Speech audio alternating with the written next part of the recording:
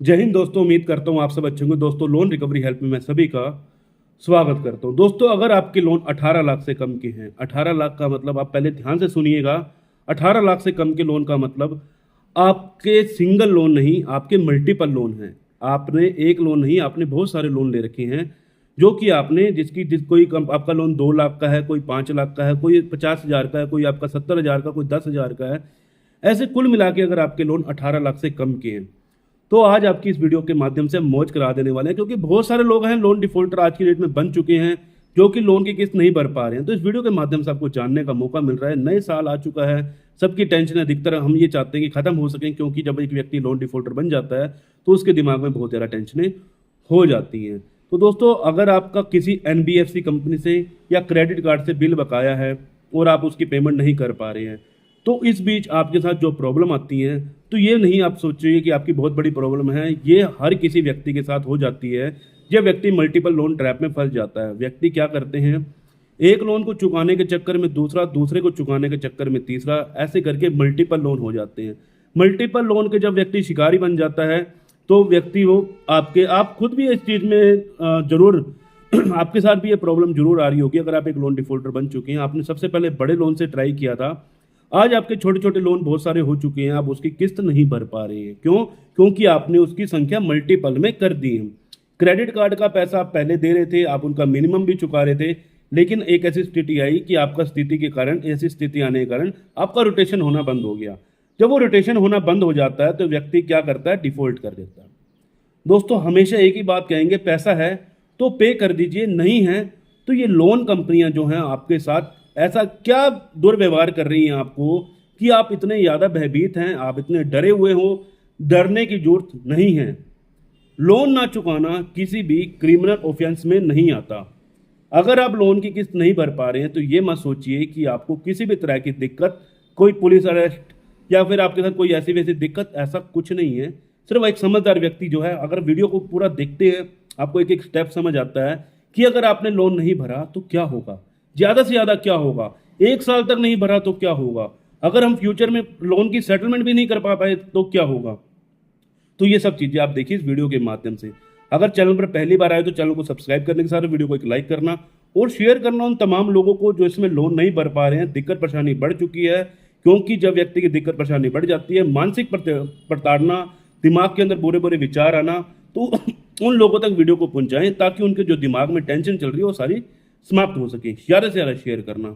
और हम लोग रोजाना अपने यूट्यूब चैनल पर लाइव आते हैं शाम को 8 बजे से लेकर 9 बजे तक।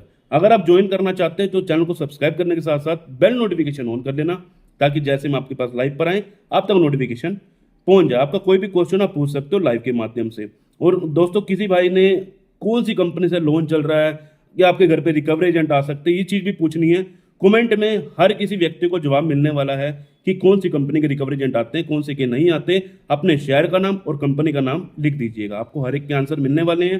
जब आपके जो भी क्वेश्चन होंगे आपको लाइव पर, आपको कमेंट पर मिल जाने वाले हैं।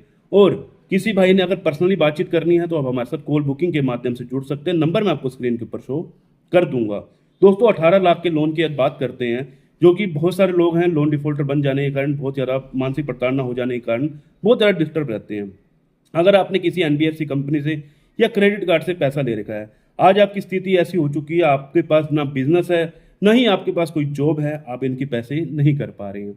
तो इस बीच सबसे ज़्यादा झूठ बोलने जाने जो सबसे ज़्यादा झूठ बोलते हैं वो कौन होते हैं? जो आपको झूठ बोलते हैं वो हैं रिकवरी एजेंट, जो कि आपको सबसे ज़्यादा सताते हैं, आपको डराते हैं। आप पैसा दीजिए, नहीं देंगे तो हम आपके साथ पुलिस में अरेस्ट करवा देंगे, हम आपके घर पर आकर बैठ जाएंगे, हम आपके घर पर आकर तमाशा करेंगे। तो तमाम तरीके से रिकवरी एजेंट ही हैं जो कि आपके साथ झूठ बोलते हैं। आरबीआई की गाइडलाइन के अनुसार सुबह 8 बजे से लेकर शाम को 7 बजे तक ही रिकवरी एजेंट का जो है सिलसिला चलता है। लेकिन कुछ रिकवरी एजेंट हैं रात को 8 बजे, 9 बजे, 10 बजे भी आपको फ़ोन कर देते हैं और मनमाने टाइम पर, संडे वाले दिन, मतलब छुट्टी वाले दिन भी आपके घर पर आ जाते हैं। तो ये जो रिकवरी एजेंट हैं, क्या ये रिकवरी एजेंट रियल हैं? दोस्तों, ये चीज़ आपको हमेशा ध्यान में रखनी होगी। जो रियल रिकवरी एजेंट आते हैं, जो आपको असली के रिकवरी एजेंट है, वो डीआरए लाइसेंस के साथ आते हैं। अब डीआरए लाइसेंस नहीं है तो वो किसी भी तरह के रिकवरी एजेंट नहीं है। अब वो रिकवरी एजेंट ही नहीं है, वो सिर्फ आपसे पैसा निकालने की कोशिश कर रहे हैं। किस प्रकार? आपको डरा धमका कर। अब जो डरा धमका कर पैसा निकाल रहा है तो वो क्या सच में आपका पैसा जो है, क्या वो सच में आपके अकाउंट में पैसा जमा करेगा? रिकवरी एजेंट के हमारे बहुत सारे सब्सक्राइबर भाइयों ने बहुत बड़ी बड़ी गलतियां कर दी।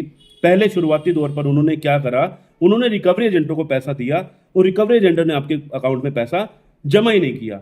अब इसमें गलती किसकी है? क्या आपकी गलती है? इसके अंदर गलती किसकी रही? रिकवरी एजेंट ने आपको धोखा दिया, बैंक कंपनी ने आपको लोन दिया, लेकिन आपने पैसा रिकवरी वाले के हाथ में डाल दिया। सबसे बड़ी बड़ी गलतियां जो कि आपने कर दी। अब 2026 आ चुका है, ध्यान से सुनिए वीडियो को, ताकि आपका जो भी क्लियर है ना डाटा, जो भी आपकी जो डाउट है सारा का सारा क्लियर हो। आप इस 2026 में अपने लोन को सेटल करें, फोरक्लोज करें, अपनी जो भी परेशानियां उसको खत्म करें। अब 18 लाख के लोन की बात क्यों कर रहे हैं? सबसे पहले तो हम बातचीत कर लेते हैं 18 लाख से कम के लोन की बात क्यों कर रहे हैं। क्योंकि अधिकतर व्यक्ति जिन लोगों से हमने बात की है उनके 15 से लेकर 20,000 के बीच में ही लोन है। तो वो किस प्रकार बन चुके हैं? उनके मल्टीपल ट्रैप होने की वजह से, एक लोन को चुकाने के चक्कर में दूसरा, दूसरे को चुकाने के चक्कर में तीसरा, तीसरे को चुकाने के चक्कर में चौथा, ऐसे करके उन्होंने बहुत सारे मल्टीपल लोन ले लिया। अगर आपके साथ भी ये स्थिति है तो कमेंट में जरूर लिखिएगा।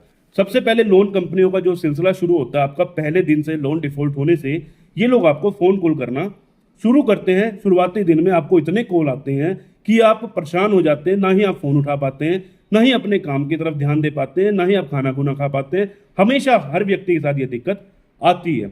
अब इस दिक्कत को हमने सोल्व करना है कि भैया पैसा था तो हम दे रहे थे, आज हमारा सिविल भी खराब हो चुका है, पैसा है ही नहीं देने के लिए, तो ज़्यादा से ज़्यादा कंपनी क्या कर देगी अब आपके साथ?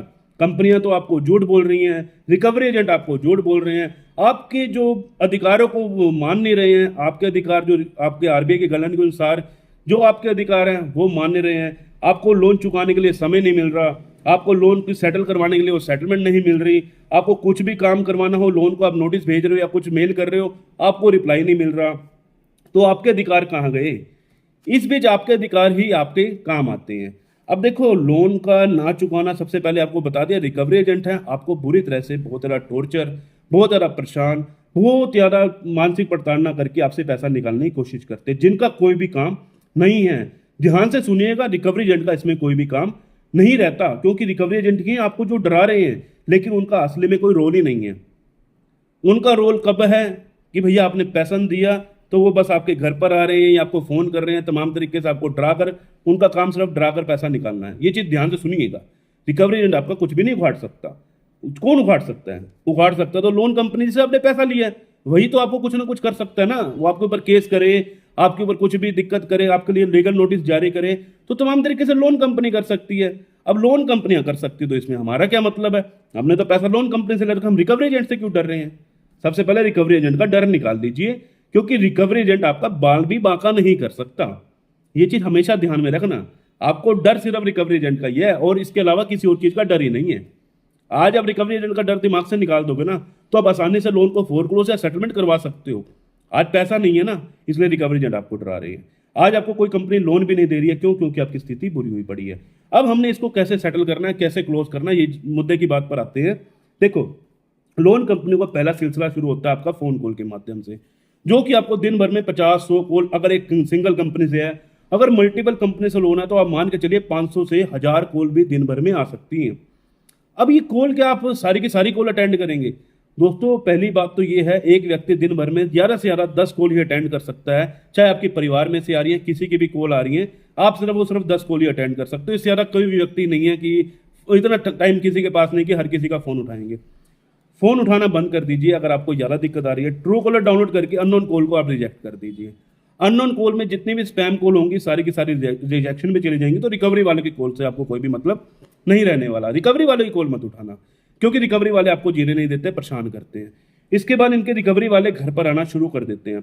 सबसे पहले बैंक को आप एक लीगल प्रायर नोटिस, जो कि एक एडवोकेट के माध्यम से भिजवा दीजिए। हाँ, अगर आपका 20-30 हज़ार तक का लोन है तो टाइम एक्सटेंशन की मेल खुद भी कर सकते, नहीं तो किसी एक्सपर्ट से जुड़कर आप उनको मेल कर दीजिएगा, ताकि जो भी दिक्कत परेशानी आ रही है, कहाँ पर आ रही है कि आपने अभी तक किसी भी कंपनी को लीगल प्रायर नोटिस या टाइम एक्सटेंशन की मेल नहीं भेजी है। अब आपको मैंने शुरुआत में ये बताया था कि कंपनियां टाइम नहीं देती हैं, लेकिन एक लीगल का प्रूफ आपके पास जब रहेगा तो आगे आने वाले समय पर बहुत ज़्यादा काम आता है। अब ये चीज़ होगी आपके लिए क्लियर, लीगल प्रायर नोटिस बहुत ज़्यादा काम आता है। रिकवरी एजेंट घर पर आ रहे हैं, तब भी वो लीगल प्रायर नोटिस काम आता है। अगर घर पे किसी भी प्रकार की आपको दिक्कत दे रहे रिकवरी एजेंट, आपको धमका रहे हैं, तब भी वो काम आता है, ताकि आप उनके ऊपर केस कर सको रिकवरी एजेंटों के ऊपर। तो उसके लिए मैंने वीडियोस बना रखी हैं। अगर आपके रिश्तेदारों को कॉल कर रहे हैं तो उसके लिए मैंने ऑलरेडी वीडियो बना रखी है, हमारी मेंबरशिप ज्वाइन करके आप देख सकते हैं। क्योंकि बहुत ज़्यादा लोग हैं जो कि जिनके रिश्तेदारों को कॉल जा रही है। अब रिश्तेदारों को कॉल जाना, कोई देखो आरबीआई गाइडलाइन में लिखा कि आपके रिश्तेदारों को कॉल की जाएगी, लेकिन ये फिर भी कर रहे हैं। अब ये जो रिकवरी एजेंट का सिलसिला है ना, ये चलता है 90 दिन तक, 3 महीने तक। अब 3 महीने आपने कैसे सर्वाइव करना है अगर आपको लोन को सेटल करना है। अगर आपके पास पैसा नहीं है, अगर आपको लोन को सेटल करना है, क्योंकि सेटलमेंट के बाद लोन नहीं मिलता। अब हमें इस सिलसिला कैसे खत्म करना है? 90 दिन तक तो रिकवरी एजेंटों का सिलसिला चलता है। अब 90 दिनों के बाद जो सिलसिला शुरू होता है वो होता है नोटिस का। अब नोटिस के गेम में आपको बुरी तरह से फंसाया जाता है। क्या करते हैं, बहुत ज़्यादा आपके पास फेक नोटिस भी आते हैं। इसलिए आपको जो फेक नोटिस है उसकी सबसे पहले परख लेनी चाहिए। परख कहाँ से ले सकते हैं? किसी एक्सपर्ट के माध्यम से, किसी एडवोकेट के माध्यम से, कि इस नोटिस में क्या लिखा है। जब वो नोटिस आपके पास आया, आपने नोटिस को, आपको समझ नहीं है, आपके एक्सपर्ट ने आपको बता दिया कि भैया नोटिस में कोई दिक्कत नहीं है, आपको इसके नोटिस का रिप्लाई नहीं करना, जो मेन जेन्युइन नोटिस है उसका रिप्लाई करना है। अब एक कंपनी आपको 10-10 नोटिस भेज देती है, एक ही चीज लिखा हुआ, डेट चेंज कर करके, तो वो फिर हर किसी का रिप्लाई नहीं देना होता। उसी नोटिस का रिप्लाई दीजिए जो कि आपको लगे जेन्युइन है, उस नोटिस का रिप्लाई करवाइए। रिप्लाई करवाने के बाद आपको वेट करना रहेगा उनका वापसी रिप्लाई क्या आ रहा है, ठीक है। अब इसके बाद बीच में कंपनी है, अब आपको आर्बिट्रेशन की प्रोसीडिंग करती है। आर्बिट्रेशन में सबसे ज्यादा लोगों को एक धोखे में रखा गया है। अगर आर्बिट्रेशन हो जाती है तो आपके घर का सामान उठाकर ले जाएंगे, आपके घर का सामान उठाकर ले जाएंगे, या फिर आपका कोई एसी, फ्रिज, कूलर ये वो उठाकर ले जाएंगे। तो ये सरासर झूठ है। ये नहीं है कि देखो आपका केस कोई डीआरटी में नहीं लगा। हमने आपको बता देते हैं 18 लाख के लोन की बात क्यों करी है। जो 20 लाख के लोन होते हैं, 18 लाख से ऊपर मतलब 20 लाख से ऊपर के लोन होते हैं, 20 लाख से लोन के ऊपर आपका सिंगल लोन है 20 लाख का, तो क्या होता है, आपका जो केस है डीआरटी में चला जाता है, डेप्थ रिकवरी टर्मिनल में। अब उसके अंदर ये दिक्कत आती है कि आपको कोई एसेट में आपको जो भी है उसमें आपका नाम रख दिया जाएगा, या आपका एसेट बेच दिया जाएगा, तमाम तरीके से उसमें डरावा दिया जाता है। लेकिन ये नहीं है कि डीआरटी में जाने के बाद केस आपका सेटल नहीं होता, तब भी आपका अकाउंट जो है सेटल हो जाता है। डेप्थ रिकवरी टर्मिनल 20 लाख से ऊपर का लगता है, उससे कम में नहीं लगता। ये चीज आपको समझनी होगी। रिकवरी वाले आपको डरा रहे हैं ना कि आर्बिट्रेशन करके ये कर देंगे वो कर देंगे, आपको कुछ नहीं करना। आपको सिर्फ उस जो आपके पास नोटिस आया ना, ऑब्जेक्शन लगवा दीजिएगा। ऑब्जेक्शन लगवाने के बाद आपको किसी भी तरह की अगर आर्बिट्रेशन की प्रोसीडिंग आगे भी बढ़ा रहे हैं, ठीक है, सेकंड में भी ऑब्जेक्शन, टोटल 4 बार आपकी आर्बिट्रेशन होती है। अब चारों बार आपने ऑब्जेक्शन लगवा दी, क्योंकि विदाउट आपने जब तक उसके अंदर प्रोसीडिंग नहीं करी, आप उसका हक नहीं मान रहे हैं, आप ये कह रहे हैं कि मैं इस आर्बिट्रेशन में मौजूद होने नहीं चाहता, तो आप उसमें ऑब्जेक्शन फाइल करवा सकते हो। उसमें आसानी से आप किसी एडवोकेट के माध्यम से नोटिस दिखाकर उसमें ऑब्जेक्शन करवा सकते हैं। उस ऑब्जेक्शन के बाद आपको किसी भी तरह की दिक्कत नहीं आती। अगर ज्यादा से ज्यादा आर्बिट्रेशन में जो अगर वो पास कर देते हैं तो क्या प्रॉब्लम आती है, आपका सैलरी अकाउंट, आपका प्राइमरी अकाउंट, उस पर वो लीन लगा सकते हैं, ठीक है, वो चीज वो कर सकते हैं आर्बिट्रेशन का अवार्ड पास करके, ठीक है। तो ये मत सोचना कि आपका एसी, फ्रिज, कूलर लेके चल जाएंगे, तो ऐसा कुछ नहीं होता। ये सिर्फ आपको डराने के लिए बोल देते हैं। लेकिन हाँ, डीआरटी में जाए केस तो बात अलग है, लेकिन अभी आपका सिंपल जो 18 लाख से कम की बात करें तो उसके समझा रहे हैं आपको। अब उसके बाद अब केस क्या है, कंपनी है, अब आपके ऊपर केस की तरफ भी जा सकते हैं। हर किसी ने देखो ईसीएस लगा रखी होगी। अब ईसीएस लगी है तो लोन कंपनियां ईसीएस लगा कर रखती है, क्रेडिट कार्ड की ईसीएस नहीं होती। तो अगर किसी क्रेडिट आपकी लोन कंपनी में ईसीएस लगी है, अब क्या हर कंपनी जो है आपके ऊपर केस करेगी? नहीं, हर कंपनी आपको एक नोटिस जरूर जारी करेगी आपको 15 दिन के लिए, कि इस 15 दिन के अंदर अंदर हमें जवाब दीजिए क्या पैसे कब हमें वापस करोगे, या फिर आप इस केस को या तो हम केस की फाइल प्रोसीडिंग करते हैं, या तो आप हमें इस सवाल का जवाब दे दीजिए। कुछ नहीं करना, जैसे आपके पास कोई डिमांड नोटिस आ रहा है या फिर सेक्शन 25 का नोटिस आ रहा है, उस पर तुरंत रिप्लाई करवाइए। रिप्लाई कराने से क्या होगा, आपका जो भी दिक्कत परेशानी है वही सोल्व हो जाने वाली, क्योंकि हमने बैंक को डायरेक्ट, जैसे बैंक ने एडवोकेट के माध्यम से आपको भिजवाया नोटिस, हमने एडवोकेट के माध्यम से उनको रिप्लाई दे दिया। यहीं तक आपको प्रॉब्लम थी, यहीं तक आपको दिक्कत थी कि आपके पास क्या केस हो जाएगा, ये हो जाएगा। केस ऐसे नहीं होता। केस अगर आपने जवाब दे दिया, केस नहीं होता। उसके बावजूद भी कंपनी अगर केस कर देती है, कई कंपनियां अड़ियां कर देती हैं। अब उन्होंने केस कर दिया तो क्या सब कुछ अब कंपनी है कि आपको सेटलमेंट नहीं देगी? ऐसा नहीं है। केस हो जाने के बाद भी कंपनी जो है आपको सेटलमेंट के प्रावधान देती है। अब वो सेटलमेंट के प्रावधान आपको कब देती है? देखो, केस हो जाने के बाद अगर आपके वारंट इशू भी हो जाते हैं, उस बीच भी आपकी सेटलमेंट हो जाती है। अगर आपका प्री कोगनाइज में गया तब भी सेटलमेंट हो जाती है। इन दी एंड लास्ट में इसकी सेटलमेंट ही होती है। ये मत सोचना कि कभी जिंदगी में सेटलमेंट नहीं होगी। बहुत सारी कंपनियां सेटलमेंट की तरफ नहीं जाकर आपको फोरक्लोजर अमाउंट देती हैं। बाकी कमेंट में पूछ लीजिएगा, मैं आपको बता दूंगा कि कौन सी कंपनियां जो फोरक्लोजर का अमाउंट देती हैं, कौन सी कंपनी जो आपको 30% या 40% में सेटलमेंट दे देती हैं, 20-25% में भी सेटलमेंट बहुत सारी कंपनियां दे देती हैं। अब सबसे बड़ी दिक्कत कहाँ आ रही थी आपको? रिकवरी एजेंट की। रिकवरी एजेंट का मैंने आपको पूरा समझा दिया, आर्बिट्रेशन का मैंने पूरा समझा दिया आपको, सेक्शन 25 का मैंने पूरा समझा दिया आपको। अब आपको क्या करना चाहिए? सबसे पहले बैंक को लीगल प्रायर नोटिस भेजना चाहिए। लीगल प्रायर नोटिस भेजने के बाद बैंक अगर आपको डिमांड कर रही है तो डिमांड नोटिस का रिप्लाई करवाइए। सेक्शन 25 का नोटिस जारी करे तो उसका रिप्लाई करवाइए। आर्बिट्रेशन की प्रोसीडिंग करी तो उस पर ऑब्जेक्शन लगवाइए। पैसा नहीं है, जब तक पैसा है तो देखो साथ के साथ आपका फर्ज बनता है, अगर वो सेटलमेंट की आपको दे रहे हैं कि आप सेटलमेंट करवा लीजिए, आपको अच्छा रेट पर मिल रहा है तो सेटलमेंट करवा के साइड हो जाइए। इन दी एंड लास्ट में जब आपका लोन राइट ऑफ हो जाता है, राइट ऑफ के बाद आपको लोन की सेटलमेंट के ऑफर कैसे मिलते हैं? 20%, 25%, 30%, 20%, 25%, 30%, ऐसे आपको लोन के सेटलमेंट के ऑफर मिलना शुरू हो जाते हैं लोन कंपनियों के माध्यम से। अब हमने लोन की सेटलमेंट करनी है नहीं करनी है वो आपको देखना। अगर आपके पास पैसा सेटलमेंट के लिए नहीं है तो कभी भी कंपनी को सेटलमेंट के लिए अप्रोच मत करें। सेटलमेंट की अप्रोच तभी करें जब आपके पास पैसा है, पैसा रहेगा तभी सेटलमेंट। क्योंकि वो आपको जब एक बार सेटलमेंट का ऑफर निकाल कर दे देते हैं तो उसके बाद वो आपको मना कर देंगे, भैया अब आपने नहीं करी है सेटलमेंट तो हम आपको आगे सेटलमेंट का ऑफर नहीं देंगे, ये है वो है। सेटलमेंट का ऑफर तब भी आएगा, लेकिन जब तक आपके पास पैसा नहीं है तो सेटलमेंट की बात भी मत कीजिए, नहीं तो फिर आपको दिक्कत में परेशानियां, रिकवरी एजेंट आपको परेशान करना शुरू कर देंगे दोबारा से। तो ये चीज़ आपको ध्यान रखनी है। उम्मीद करता हूं आज आपके पास पैसा नहीं है, आने वाले कुछ समय के बाद, 6 महीने, साल के बाद, जब से ही आपके पास पैसा आता है, आप धीरे धीरे, जब तक आपका जो 1 साल का क्राइटेरिया आपने पैसा नहीं दिया, कुछ कुछ पैसा जोड़कर अपने पास रखिए, ताकि इन दी एंड जब उसका पूरा का पूरा हमारे पास सेटलमेंट का अमाउंट हमारे पास पूरा हो जाए, हम कंपनी की सेटलमेंट करवा लें। सेटलमेंट करवाने के बाद ना ही रिकवरी का कोई प्रोसेस रहता है, ना ही कोई केस का प्रोसेस रहता है। सिर्फ और सिर्फ आपको एक चीज दिक्कत आती है कि सेटल का जब आपका सिविल में जब सेटल चढ़ जाता है, फ्यूचर में आपको लोन नहीं मिलता। ये चीज आपको ध्यान में रखनी कि फ्यूचर में लोन नहीं मिलेगा, मिलेगा भी सही तो 3 साल के बाद आपको सिक्योर्ड लोन मिलेगा। फिर उसके बाद आपको अपना सिविल सुधार कर धीरे धीरे करके आप अनसिक्योर्ड लोन की तरफ जा सकते हो। नहीं तो कंपनियां जो आपको सिविल की खराब होने की वजह से लोन नहीं देती है। तो ये चीज आपको ध्यान रखनी है। उम्मीद करता हूँ आप लोगों को जानकारी पसंद आई होगी। अगर यहाँ तक पहुँच चुकी हो तो दोस्तों लाइक जरूर कर दीजिएगा और लाइव पर हमारी जरूर जुड़िएगा, क्योंकि हमारी लाइव स्ट्रीमिंग आप लोगों के लिए ही की जाती है। मिलते हैं किसी और इन्फॉर्मेटिव वीडियो के साथ। जय हिंद, जय भारत।